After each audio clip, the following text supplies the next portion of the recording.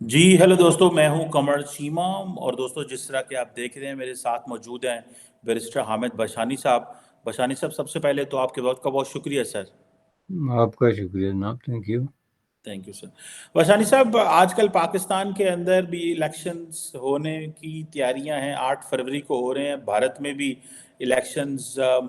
March April میں ہو رہے ہیں۔ بہت سارے لوگ میرے صاحب کمپیریزن کرتے ہیں کہ بھارت نے اور پاکستان نے 1947 میں آزادی حاصل کی۔ ایسا کیا ہوا کہ بھارت نے تو 2 سال کے اندر ہی اپنا دستور کانسٹیٹیوشن بھی بنا لیا، اور انہوں نے اپنے جو فرسٹ الیکشنز ہیں وہ 1951 میں کروائے، جبکہ پاکستان میں آج بھی ہم دیکھیں تو لوگ کہتے ہیں پتہ نہیں الیکشن ہونے ہیں کہ نہیں ہونے۔ ہم نے الیکشنز بھی نہ اس وقت کروائے۔ کہا جاتا ہے کہ جو پہلے الیکشنز ہیں وہ 1970 میں ہوئے، اس سے پہلے جو الیکشنز تھے وہ بڑے عجیب تھے۔ پھر ہم نے اپنا کانسٹیٹیوشن پہلا 1956 میں بنایا، لیکن وہ بھی جو ہے وہ 2 برس بعد ہی اس کو ختم کر دیا گیا۔ میرے صاحب، کیا وجہ ہے کہ بھارت اپنی جو آج ترقی کر رہا ہے، آپ کو لگتا ہے کہ وہ صرف کانٹینیوڈ پولیٹیکل وہ جو اسٹیبلٹی کی وجہ سے کر رہا ہے، اور ہم آج بھی نہ ہمارے پاس کانسٹیٹیوشن اچھی شکل میں ہے، نہ ہمارے الیکشنز ہو رہے ہیں؟ یہ ہم دونوں ملک ایک جیسے لوگ علیحدہ علیحدہ کیسے چل پڑے؟ بہت بڑا سوال ہے، اور میں آج کے حالات سے بھی اس کو لنک کرنا چاہتا ہوں۔ میں نے کہا ذرا یہ آپ سے سر ڈسکس کیا جائے۔ نہیں دیکھیں جی، ایک تو چیز جو ہے وہ اٹ سیلف بالکل کلیئر ہے کہ وہ آزادی کے فوراً بعد بھارت نے ایک نظام جو ہے اس کو اڈاپٹ کیا، ایک جو ویسٹرن ڈیموکریسی ہے اس کو اڈاپٹ کیا، اور اس کے اوپر پھر پوری قوت کے ساتھ جو ہے پوری دیانتداری کے ساتھ انہوں نے عمل کیا، جو کہ آپ نے دیکھا کہ انہوں نے کانسٹیٹیوشن بنا کے سب سے پہلے اس کو ایک قانونی درجہ دیا کہ ہمارے پاس جو ہے وہ نظام کیا ہونا چاہیے اور اس کو کس طریقے سے فنکشن ہونا چاہیے، اور اس کے بعد جو ہے انہوں نے باقاعدہ اس پہ پہرا دیا۔ وہاں کے جو پالیٹیشنز ہیں یا وہاں کی جو اسٹیبلشمنٹ ہے یا کوئی بھی جو قوت کسی بھی طریقے سے جو ہے وہ سوسائٹی میں کوئی انفلوئنس ایکسرسائز کرتی ہے۔ حالانکہ میں یہ سمجھتا ہوں کہ جو راستہ بھارت نے اس وقت اختیار کیا تھا 1947 میں، وہ بہت مشکل تھا۔ اس میں سوال صرف یہ نہیں تھا کہ بھارت میں جو ہے وہ ڈیموکریسی ہوگی، اس میں ساتھ جو ہے وہ سوال یہ بھی تھا کہ بھارت میں جو ہے وہ سوشلزم ہوگا، جو کہ ایک بہت بڑی بات تھی۔ آپ کہتے ہیں کہ ہم ایک ہی قسم کے لوگ ہیں، تو آپ یہ دیکھیں کہ لفظ سوشلزم جو ہے نا وہ پاکستان میں ایک ڈراؤنا قسم کا لفظ ہے جو لوگوں کو ڈرانے کے لیے استعمال کیا جاتا ہے۔ تو وہی سوشلزم جو ہے وہ بھارت نے اپنے کانسٹیٹیوشن کا حصہ بنایا، جو سوشلسٹ ریپبلک آف انڈیا کا جو انہوں نے تصور دیا۔ یہ الگ بات ہے کہ جس طرح کا سوشلزم انہوں نے اڈاپٹ کیا وہ ایک ڈیموکریٹک سوشلزم تھا، جو پنڈت نہرو اور اس طرح کے لوگوں کی جو ہے وہ قیادت کے اندر۔ تو اس حساب سے میں سمجھتا ہوں کہ یہ ایک ڈبل ٹاسک تھا مشکلات کے حوالے سے بھارت کے لیے، لیکن انہوں نے دونوں پہ عمل کیا۔ دونوں پہ عمل اس طرح کیا کہ بھارت میں آپ یہ دیکھیں کہ جو زرعی اصلاحات ہوئی اور جو جاگیرداری ختم ہوئی، یہ جو ریاستیں ختم ہوئی، یہ جو لینڈ ریفارمز ہوئے، یہ بغیر سوشلزم کے ممکن ہی نہیں تھے۔ نہ ہی دنیا کے کسی ملک میں بغیر سوشلزم کے اس طرح کی جو ہے وہ ایگریکلچر جو ریفارمز آپ جس کو ایگریرین کہتے ہیں وہ پاسبل ہوتی ہے۔ اس کا نتیجہ یہ نکلا کہ ایک بہت بڑا ایک مصیبت جو ہے اس سے بھارت نے آزاد ہوتے ہی جو ہے وہ جان چھوڑا لی، جس کو آپ فیوڈلزم کہتے ہیں، جو کہ پورے بر صغیر میں بہت برے طریقے سے پریویل کرتا تھا، اور جن بھارتی علاقوں میں تو اور زیادہ، چونکہ وہاں تو تقریباً 500 تو اسٹیٹس تھی، اور ظاہر ہے جن لوگوں کی اسٹیٹس تھی ان میں سے آدھے سے زیادہ کی تو وہ ان کی ذاتی جاگیریں تھیں۔ تو اگر اس طرح کا کوئی نظام ہوتا پاکستان میں کہ یہاں پہ 100 اسٹیٹ ہوتی اور ان کی اپنی جاگیریں ہوتی، تو کیا ہوتا؟ یہاں پہ 3 اسٹیٹس تھی اور وہ بھی کوئی جاگیردارانہ اسٹیٹس نہیں تھی۔ تو اس کے باوجود جو ہے وہ پاکستان ایک فار ایور اور آج تک جاگیرداری کے چنگل میں جو ہے وہ پھنسا ہوا ہے. تو بنیادی طور پہ ایک طاقت کا منبع جو ہے اس کو انہوں نے پہلے جھٹکے میں توڑا کہ جی اس ملک میں جو ہے وہ جاگیرداری نہیں ہوگی، جس کا مطلب یہ ہے کہ کسی ایک طبقے کو مراعات نہیں دی جائیں گی، اور دوسرا یہ کہ اس ملک میں ڈیموکریسی ہوگی، جس کا مطلب ہے کہ ایک جاگیردار کا ووٹ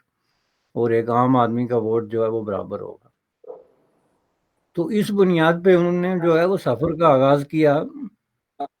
آگے چل کے تبدیلیاں آئی. ظاہر ہے 90s کے بعد جب دنیا میں جو ہے وہ بالکل ایک ڈیفرنٹ ماحول کریٹ ہوا، اس میں بھی ہندوستان کے اندر اوپننس کا ایک تصور شروع ہوا. منموہن سنگھ کی قیادت میں جو انہوں نے ریفارمز کی اور جو کچھ انہوں نے ریاستی اجارہ داری یا سوشلسٹ نظریات کے مطابق بہت ساری چیزیں جو انہوں نے ڈیولپ کی ہوئی تھی وہ بھی انہوں نے چینج کر کے تو ایک کمپلیٹ مارکیٹ اکانومی کی شکل اختیار کی، جو آج بھارت آپ کو نظر آ رہا ہے. تو یہ بنیادی طور پہ بھارت کا ایک سمجھ لیں کہ سفر تھا جو پارلیمنٹ سے شروع ہوتا ہے، پارلیمنٹ پہ ختم ہوتا ہے، اور تمام ڈیسیجن، قانون سازی، اس پہ غور و خوض، ہر چیز جو ہے وہ پارلیمنٹ کے اندر ہوا. کوئی خفیہ ڈیسیجن نہیں ہوا، کوئی بیک ڈور قسم کے جو ہے معاملات نہیں ہوئے. اس کی نسبت آپ دیکھ لیں کہ پاکستان بنتے ہی ایک پراسرار قسم کا ماحول یہاں پہ کریٹ کر دیا گیا، اور پہلے جو ہے وہ قائد اعظم کو ایک گریٹر دین لائف ایک کیریکٹر بنا کے پیش کیا گیا انٹل اگست 1947، اور جو ہی پاکستان بن گیا تو اس کے بعد کسی کو پتہ ہی نہیں کہ قائد اعظم کے ساتھ ہوا کیا. مثلا آپ مجھے یہ بتائیں کہ انہوں نے اپنے جو 8-10 مہینے گزارے ہیں اس میں سے کون سا ایسا ڈیسیجن ہے جو قائد اعظم نے کیا جس کا تعلق پالیسی کے ساتھ ہو، یا اس ملک کی معیشیت کے ساتھ ہو، یا ملک کے اندر ڈیموکریسی یا ہیومن رائٹس یا کسی بھی طریقے سے کوئی سوشل جسٹس کے بارے میں کوئی بیان، کوئی حکم نامہ، کوئی پالیسی، کوئی چیز نہیں. جس کا مطلب کیا ہے کہ آخر کیا کر رہے تھے قائد اعظم محمد علی جناح پاکستان بننے کے بعد ایز اے گورنر جنرل؟ ایک تو یہ ٹھیک ہے کہ ان کی صحت خراب تھی، زیادہ تر وہ انڈر ٹریٹمنٹ تھے یا آرام کرتے تھے، لیکن بطور گورنر جنرل جو وقت انہوں نے گزارا اس میں انہوں نے کیا کیا؟ ایک چیز یہ ہے. اب یہ بات نہیں کہ یہ ان پہ تنقید ہے کہ انہوں نے کچھ نہیں کیا، بلکہ اس کا مطلب یہ ہے کہ ان کو پہلے ہی جھٹکے میں جو ہے وہ بے اثر کر دیا گیا. پاکستان بننے کے فوراً بعد جن لوگوں نے پاکستان پہ قبضہ کر لیا ان کا کوئی تعلق نہیں تھا تحریک پاکستان کے ساتھ یا پاکستان کی جو پولیٹیکل پارٹیز یا اس طرح جو پولیٹیکل کارڈر ہے اس کے ساتھ. بیوروکریسی نے جو ہے، جو سول بیوروکریسی تھی، اس نے ملٹری بیوروکریسی کے ساتھ مل کے تو اپنے طور پہ بیٹھ کے طے کر لیا کہ یہ ملک ہم ہی چلا سکتے ہیں اور کوئی نہیں چلا سکتا، وچ انکلوڈز قائد اعظم. جس کا ثبوت جو ہے کئی دفعہ آپ نے دیکھا ہوگا کہ ہم نے ڈسکس کیا، بارہا ڈسکس کیا کہ خود قائد اعظم کے اپنے بیانات پہ پابندی لگ گئی. تو جب آپ جو ہے وہ خود قائد اعظم کے اپنے بیانات پہ پابندی لگاتے ہیں، پریس ان چین ایک بک ہے، اس میں اس کو آپ اٹھا کے دیکھیں کہ قائد اعظم کے بیان کو کس طریقے سے جو ہے وہ روکا گیا، اور ڈان اخبار میں روکا گیا جو ان کا اپنا اخبار تھا. جس کا مطلب کیا تھا کہ یہ جو بیوروکریٹ تھے جو بعد میں صدر بنے یا نائب صدر بنے یا جو بھی عہدے لیے، انہوں نے یہ ڈیسائیڈ کر لیا کہ درست وہی ہے جو ہم سوچتے ہیں. یہی وجہ ہے کہ وہاں پہ کانسٹیٹیوشن، کوئی دنیا میں کہیں کانسٹیٹیوشن بنانے کے لیے اس سے زیادہ عرصہ نہیں چاہیے ہوتا ہے، اور پاکستان جیسے ملک میں جو کہ ایک بنیادی طور پہ اوور ویلمنگ مسلم میجارٹی والا ملک جس میں کوئی اتنی پیچیدگیاں بھی نہیں تھی، اس میں تو ہے ہی نہیں کوئی ایسی چیز کہ آپ کو کہیں سال چاہیے. لیکن کانسٹیٹیوشن کیوں ایک چیلنجنگ چیز ہوتی ہے کہ اسی میں آپ نے طے کرنا ہوتا ہے کہ اس ملک پہ حکومت کون کرے گا اور کیسے کرے گا، جو کہ آپ طے کرنا اس لیے نہیں چاہتے تھے کہ جن لوگوں کا ملک پہ قبضہ ہو چکا تھا وہ تو ظاہر ہے اپنا کانسٹیٹیوشنل رائٹ تو اس کو بنا نہیں سکتے تھے، اس لیے انہوں نے کہا کہ کانسٹیٹیوشن کے بغیر گزارا چلے گا. یہی وجہ ہے کہ 1956 کا جو کانسٹیٹیوشن بنا تھا اس میں صرف 9 آدمی شامل تھے، جو لوگ کہتے ہیں کہ یہ کوئی پارلیمنٹ میں کوئی ڈسکشن یا طویل بحث و مباحثے کے بعد جی 8-10 سال کی محنت شائقہ اور پتہ نہیں کیا کیا، یہ سب کہانیاں ہیں. اس میں صرف آخر میں 1956 میں انہوں نے 6-7 آدمی بٹھائے جنہوں نے بیٹھ کے تو لکھ کے تو دنیا کے جو ہے 150 کانسٹیٹیوشن سامنے پڑا ہوا تھا سیمپل کے طور پہ، تو انہوں نے جو ہے وہ ڈال دیا. اور اس کو بھی جیسے کہ آپ نے کہا 2 سال بعد ایوب خان نے اٹھا کے پھینک دیا 1958 کا جو مارشل لا ہے اس کی نظر ہو کے، تو اس کے بعد جو چلتا رہا وہ ہو رہا. تو اس حساب سے میں سمجھتا ہوں کہ یہ جو ہے نا ایک ہوتی ہے ڈائریکشن کسی بھی ملک کی جس کو اس کی لیڈرشپ طے کرتی ہے، اور پھر اس ڈائریکشن کو آپ باقاعدہ لیگلائز کرتے ہیں تھرو ڈاکومنٹیشن، تاکہ آپ کے درمیان کوئی اختلاف رائے ہو، کوئی ابہام آ جائے تو آپ اس ڈاکومنٹ کی روشنی میں اپنے معاملات جو ہیں ان کو درست کریں، جو کہ یہ روشنی تھی ہی نہیں. یعنی 1973 کا آئین پہلی دفعہ تو آ کے جو ہے وہ کہا جاتا ہے کہ متفقہ آئین تھا جس پہ بھی بات ہو سکتی ہے. میرے نزدیک یہ کوئی متفقہ آئین نہیں تھا. میرے نزدیک جو ہے اس میں بہت بڑی مینیپولیشن کی گئی، اور اس آئین کے بننے کے دوران بھی وہی عمل اپنایا گیا جو 1956 کے آئین کے دوران بنایا گیا تھا. 1956 کے آئین میں آپ نے پڑھا ہوگا کہ کہیں ایک اسمبلی ممبرز جو ہیں ان کو اٹھایا گیا، ان پہ تشدد کیا گیا، ان کو یہاں تک کہ غائب کر دیا گیا، جو کہ یہ بات کر رہے تھے کہ جی یہ ہمیں منظور نہیں ہے. اور اس وقت تک یہ نامنظور ہونے کی جو آوازیں تھیں وہ زیادہ تر ایسٹ بنگال سے آتی تھی، اور وہاں کی جو تقریباً 4-5 ہندو پارٹیاں تھیں جن کے لیڈر بھی ہندو تھے اور ممبر آف پارلیمنٹ بھی، انہوں نے اوپنلی اور کلیئرلی جو ہے ڈساؤن کر دیا تھا 56 کے آئین کو، جس کو پھر ان کو دبا کے جبر کے ذریعے دیگر حربے اختیار کر کے ان کو خاموش کرایا گیا. تو یہی چیز جو ہے وہ تھوڑی سی زیادہ سوفسٹیکیشن کے ساتھ 1973 میں جی کہتے ہیں جی وہ شاہ احمد نورانی میں نے بھی دستخط کر دیے، مولانا مفتی محمود نے بھی کر دیے، فلاں نے بھی کر دیے. یہ ایک مینیپولیشن تھی جس میں جو کلیرکس طاقتور طبقہ تھا ان کو ان کی سپیس دے دی گئی اور ان کو جگہ دے دی گئی، اور اس کی جگہ جو ڈیموکریٹک فورسز تھی یا ملک کا عام آدمی تھا اس کے لیے کوئی وہاں پہ سیف گارڈ یا کسی طرح کی کوئی چیز جو ہے وہ نہیں رکھی گئی. یہ آپ کے وزیر اطلاعات نے جو 2 دن پہلے کہا ہے کہ اس ملک میں لیول پلینگ فیلڈ جو ہے وہ ہمیشہ سے اشرافیہ کو میسر رہی ہے، لیکن عام آدمی کو لیول پلینگ فیلڈ نہیں ملتی. یہ کیا مطلب ہے؟ کانسٹیٹیوشن جو ہے 1973 کا یہ بالکل اس چیز کو وہ کرتا ہے کہ جو پاورفل قوتیں تھیں ان کو سٹیک ہولڈر بنا کے تو بٹھا دیا گیا کہ آپ بھی ٹھیک ہیں، آپ بھی ٹھیک ہیں، آپ بھی ٹھیک ہیں، جن کے ہاتھ میں قوت ہے. اور جن کے ہاتھ میں قوت نہیں ہے عوام، ان کو جناب جو ہے باہر رکھ دیا گیا. تو اس طریقے سے اگر آپ یہ دیکھیں تو یہ ایک سٹیپ بائی سٹیپ پروسیس ہے جس میں کہ پاکستان نے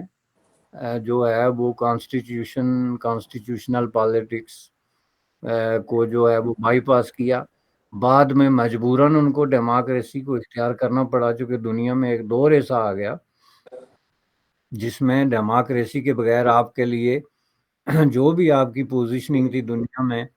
اس کو برقرار رکھنا ممکن نہیں تھا. وہ خواہ فائنینشیل ایڈ ہو، ملٹری ایڈ ہو، یا انٹرنیشنل پالیٹکس میں آپ کی جو گارنٹیز اور تحفظات ہوتے ہیں وہ مانگنے کی بات ہو، تو ان سب کو دنیا نے مشروط کر دیا تھا ڈیموکریسی کے ساتھ. اس لیے پاکستان نے زبردستی، وہ باقول کسی ایک بیوروکریٹ نے کہا تھا کہ یہ زبردستی یہ کالک ہمیں اپنے منہ پہ ملنی پڑی. تو ڈیموکریسی ان کے لیے کالک ہے، یہ ان کے لیے کوئی آئیڈیل جو ہے وہ مقام نہیں ہے. اور پاکستان میں آج تک یہ بحث چل رہی ہے کہ کیا ڈیموکریسی کوئی ایسا نظام ہے. اور ظاہر ہے جس طرح کی ڈیموکریسی چل رہی ہے آج آپ کے سامنے، تو اس کی موجودگی میں آپ دیکھ سکتے ہیں کہ یہ بھی ایک لوکل جو ہے ٹائپ کی ڈیموکریسی انہوں نے بنا کے پیش کی، جس کا کہ انفیکٹ جہاں جہاں دنیا کے مراکز میں ڈیموکریسی ایگزسٹ کر رہی ہے اس کے ساتھ کوئی زیادہ تعلق نہیں ہے.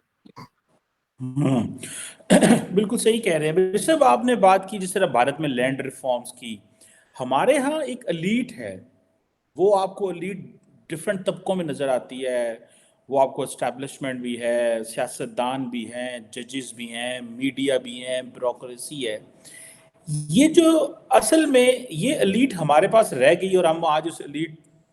کو بھگت رہے ہیں. کہا جاتا ہے کہ جتنا بھی ہم پیسے باہر سے آ رہے ہیں وہ لیڈ کے خرچوں میں جا رہے ہیں. ایک یو این ڈی پی کی رپورٹ بھی آئی تھی جس نے کہا تھا کہ 17 ارب ڈالر سے زیادہ جو ہے وہ یہ کھا جاتے ہیں، ڈفرینٹ شکلوں میں کھا جاتے ہیں. یہ لینڈ ریفارمز ہی شاید یہ ایک وجہ ہے بھارت میں کہ وہ انہوں نے وہ سٹرکچر توڑ دیا اور سارے برابر ہو گئے. ہم آج بھی وہ جس کے پاس زیادہ زمینیں ہوں وہ اس کو سمجھا جاتا ہے. یہ ایک آپ ذرا اس پہ بے شک چھوٹا کمنٹ کر دیجیے گا، آپ کو یہی لگتا ہے کہ بھارت کی جو لینڈ ریفارمز ہیں انہوں نے ایلیٹ کا سٹرکچر توڑا اور ہم نے وہ زمینیں رکھی جس نے ایلیٹ کو یا لوگوں کو، آج بھی ہمارے گاؤں میں چلے جائیں تو وہاں بھی یہی کہا جاتا ہے جس کی زمین ہوتی ہے وہی سارا کچھ ہے، اور پلس جس کی نہیں ہوتی وہ ایکوائر کرنے کی کوشش کرتا ہے زمین. آج بھی بڑے بزنس مین جو لوگ باہر گئے ہوئے ہیں وہ پاکستان جو پیسہ بیچتے ہیں باہر سے وہ اصل میں زمینیں لینا چاہتے ہیں. تو زمین کی پرابلم ہے بڑا یہاں پہ، اور بھارت میں اس نے وہ سٹرکچر توڑ دیا. ان کے سیاستدان تو باہر نہیں جاتے، نہ اس سٹائل میں رہتے ہیں جس طرح ہمارے لوگ رہتے ہیں. نہیں دیکھیں جی، یہ جو فیوڈلزم ہے جو ایک بدترین شکل میں پاکستان میں آج بھی موجود ہے، وہ دنیا کے ہر ملک میں تقریباً جس ملک نے بھی کوئی قابل ذکر ترقی کی اور کوئی جدید اس خطوط پہ اپنے آپ کو چلایا، اس میں تو انہوں نے سب سے پہلے فیوڈلزم کو ختم کیا. پاکستان میں فیوڈلزم کو باقاعدہ تحفظ دیا گیا. یہی وجہ ہے کہ بہت سارے لوگوں کی رائے یہ ہے کہ پاکستان بنانے کی وجہ یہی تھی کہ یہ جو جاگیردار تھے اور ان کے یہ جو یو پی سی پی کے جو ہے ایڈوکیٹ تھے اور ان کے حمایتی تھے، انہوں نے مل جل کے یہ طے کیا کہ اگر ہم نے اپنے سسٹم کو بچانا ہے تو پھر ہمیں اپنے لیے ایک الگ زمین چاہیے، ایک الگ ٹکڑا جس پہ ہم اپنے قوانین، جس کا دوسرا مطلب یہ ہے کہ جہاں پہ جس کو مرضی جاگیرداری کرے یا جو چیزیں. لیکن پاکستان بننے کے بعد جو فیوڈلزم کا کیریکٹر ہے وہ وہی فیوڈل جو ہے وہ اپنی زمینوں کی طاقت پہ، زمینوں کی جو ریچنیس ہے اس سے فائدہ اٹھا کے وہ انڈسٹریلسٹ بھی بن گیا. وہی جو ہے وہ بیوروکریسی میں بھی چلا گیا اور اس نے رفتہ رفتہ پاکستان کے ساری جو طاقتور سیکشن آف سوسائٹی ہے اس میں اپنے لیے جگہ بنا لی. یہی وجہ ہے کہ آپ دیکھیں پاکستان میں جو کلاس کریکٹر ہے لوگوں کا، وہ بڑا ایک عجیب و غریب دورے قسم کے ان کے مفادات ہیں کہ ایک جاگیردار جو ہے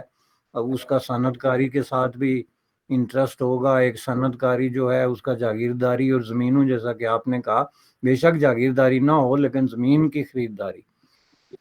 تو اس کی وجہ ڈیفینیٹلی یہی ہے چونکہ یہ ایک پاور کا سمبل ہے.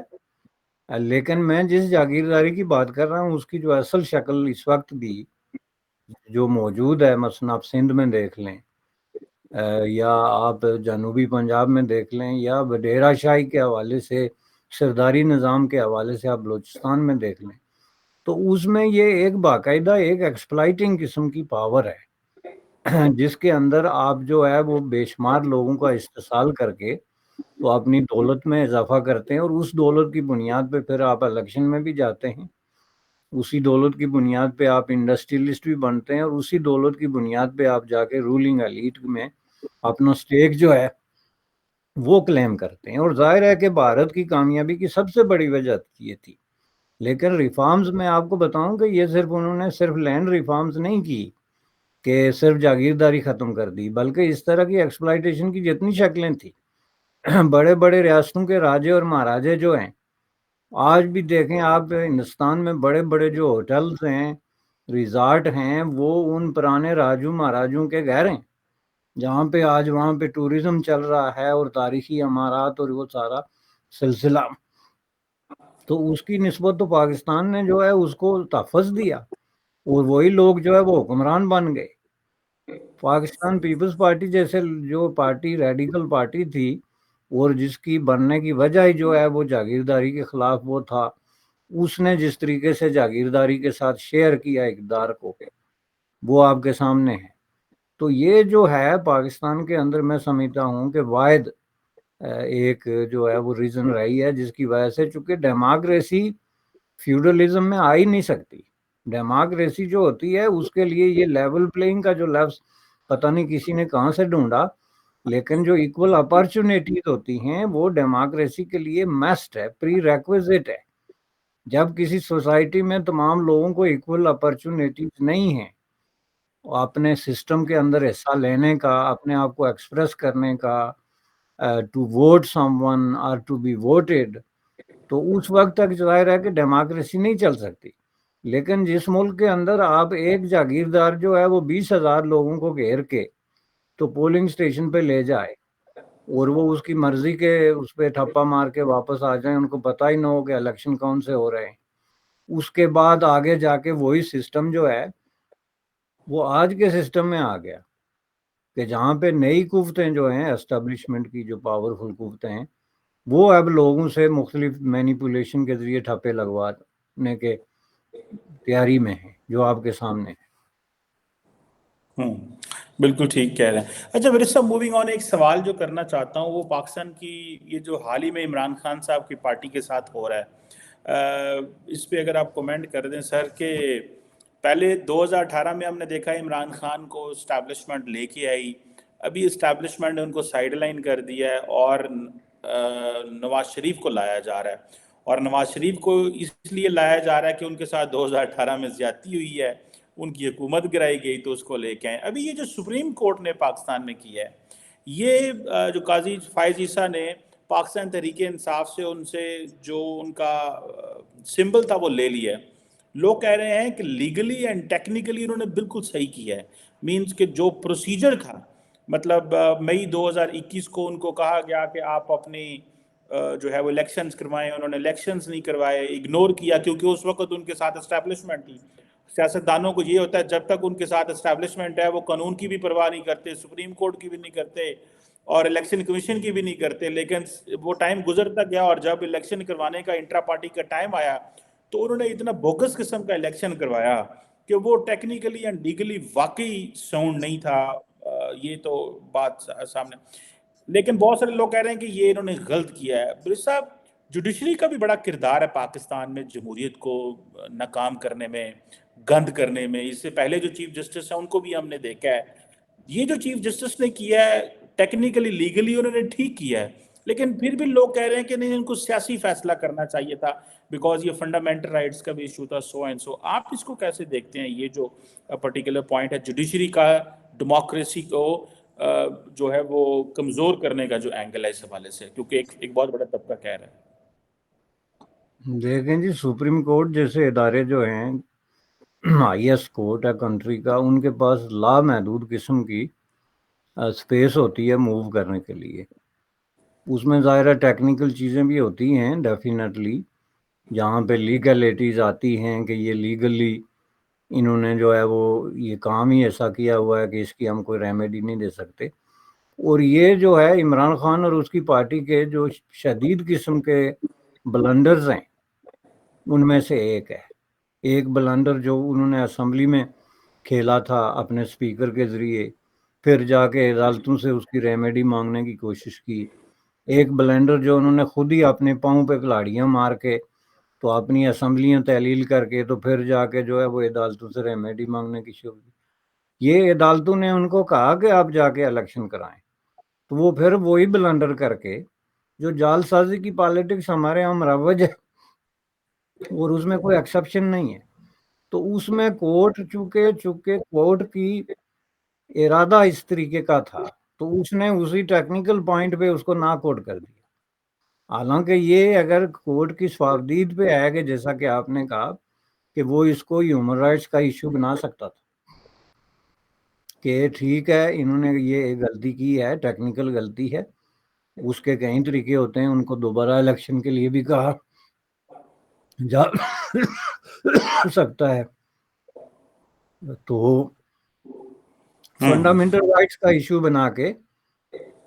تو وہ اس کو کہہ سکتے تھے کہ جی یہ ان سے نہ لیا جائے۔ اور یہ بات ہر ذی شعور آدمی سمجھتا ہے کہ یہ جو ہے وہ بہت زیادہ ایکسیسو قسم کی جو ہے نا حرکت ہے کہ جب آپ کسی پارٹی سے اس طریقے سے جو ہے وہ اس کا انتخابی نشان چھین لیں، جس کی وجہ سے جو ان کا آبویس ڈیمیج ہے جس میں ان کی وہ اسپیشل سیٹیں ہیں، اس کے بعد جو کنفیوژن پھیلے گا اس کی وجہ سے جو ان کے ووٹ بینک پہ اثر پڑے گا، تو یہ ایک ریئل ڈیمیج ہے۔ آل دو کہ ججز نے جو فیصلہ کیا ہے وہ ٹیکنیکلی اور لیگلی درست ہے، لیکن جیسا کہ میں نے کہا کہ ججز ادروائز بھی کر سکتے تھے۔ بالکل صحیح کہہ رہے ہیں، بالکل صحیح کہہ رہے ہیں، اس میں ادروائز بھی کر سکتے تھے ویسے تو، لیکن کیونکہ عمران خان صاحب کی نظر اور پاکستان کی باقی سیاسی جماعتوں کی نظروں میں انٹرا پارٹی جو الیکشنز ہیں اس کی کوئی ویلیو نہیں ہے، یہ اپنے اندر میں ڈکٹیٹر ہیں فیروز صاحب، وہ عمران خان ہو، باقی سیاسی جماعتیں ہوں۔ انفارچونیٹلی شاید ہمارے ملک کا سیاسی ماحول اس طرح رہ چکا ہوا ہے کہ ہر بندہ، ہر پولیٹیکل ایکٹر اندر ڈکٹیٹر ہے، اور وہ سمجھتا ہے کہ یہ کیونکہ بس قانون میں لکھ دیا ہوا ہے تو یہ بھی ایک دکھایا جاتا ہے لوگوں کو۔ شاید اس چیز کا نہیں پتا کہ پاکستان میں جماعت اسلامی ہی ایک ایسی جماعت ہے جو انٹرا پارٹی الیکشنز کرواتی ہے، گو کہ وہ اسلامسٹ ہیں لیکن پھر بھی انہوں نے ایک اپنا رکھا ہوا ہے، جو کہ بڑی خوشائن چیز ہے پارٹی کے اندر جمہوریت ہے۔ Any who, thank you very much بڑے صاحب، آج بڑا امپورٹنٹ ایشو تھا اس پہ بات کرنے کے لیے کہ بھارت میں کیوں جو ہے وہ ڈیموکریسی رہ گئی اور کیوں وہ ویلیوز رہ گئی، اور انہوں نے کیسے اپنا پولیٹیکل سٹرکچر جو ہے وہ ٹھیک کیا اور social structure, societal norms, values ٹھیک کی، اور پاکستان نے کس طرح ایلیٹ کو پروان دی اور ہم اسی میں پھر رہ گئے اور بس ایلیٹ کو ہی ہم بچا رہے ہیں سارے مل کے اور ان کے انٹرسٹ کو بچا رہے ہیں۔ تھینک یو ویری مچ سر، آپ کا بہت شکریہ۔ تھینک یو جناب۔